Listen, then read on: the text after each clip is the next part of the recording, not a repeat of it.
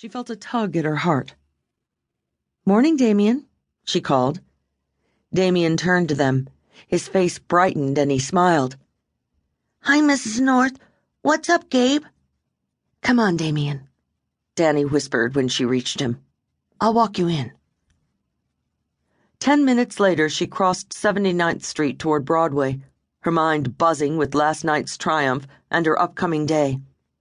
She pulled her BlackBerry out of her pocket, checked the screen. 8:10.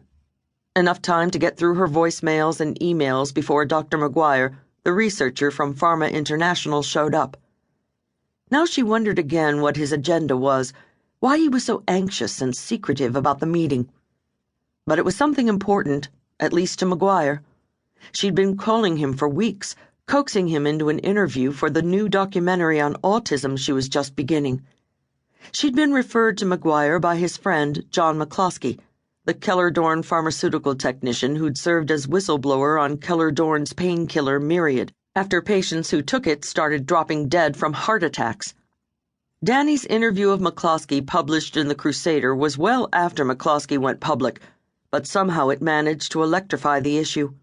As a result, the contributions had flowed into Dr. Orlovsky to fund the documentaries he produced, including Dani's The Drugging of Our Children. Maybe McGuire needed to get something off his chest, too. Dani picked up her pace. Her BlackBerry rang and her breath caught in her throat when she saw Mom's number on the screen. How could she forget? Dad. "Hi, Mom. How you doing?" "Okay." She paused. "You know what day it is, don't you?" Dani's mind automatically did the math. She had been 22. 7 years. "Of course." She stopped walking and leaned over the BlackBerry as if sheltering her words from passers-by. She said, "Each year I think about him constantly during this day.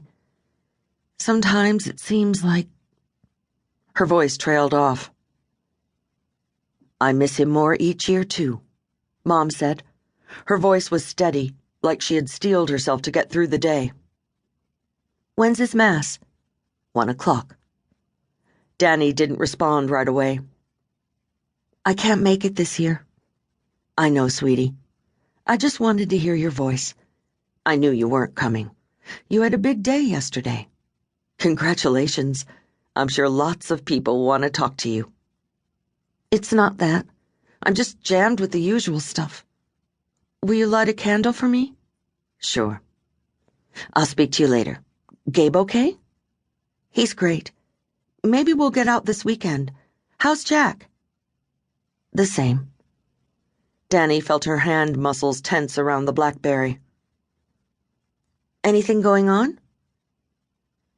"The usual. He was out most of the night, couldn't get up for work." "I'll get out there this weekend," Dani said. They signed off.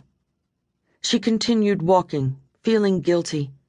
Lisa and George lived far enough away that they never made Dad's mass, and Jack was high half the time, so it was like she was alone, even if he came with her. At least Mom could count on Dani, or so she thought. This was the second year in a row Dani would miss Dad's mass. It hurt, particularly knowing how devout a Catholic Mom was, how much Mom wanted Dani to experience her faith the way she did. She sighed and kept walking, thinking she'd find a way to make it up to Mom, feeling unworthy. Dani reached the entrance to Dr. Yuri Orlovsky's office at 79th and Broadway. A half-dozen patients already sat in the waiting room when she stepped through the door. She paused to wave at Carla behind the reception desk, who mouthed, "Congratulations." Dani nodded and smiled, then headed up the steep 20 steps to her office. By the time she reached the top, she reflected, as she usually did, what would I do without Dr. O? It was the best job she'd ever had, even aside from him rescuing Gabe a year ago from Child Protective Services, New York's equivalent of New Jersey's DYFS. Dr. O's homeopathic remedies and detoxification had purged Gabe's body of the mercury and other poisons that Dr. O maintained were largely caused by vaccines, and he certified as an MD that Gabe's ADHD was cured.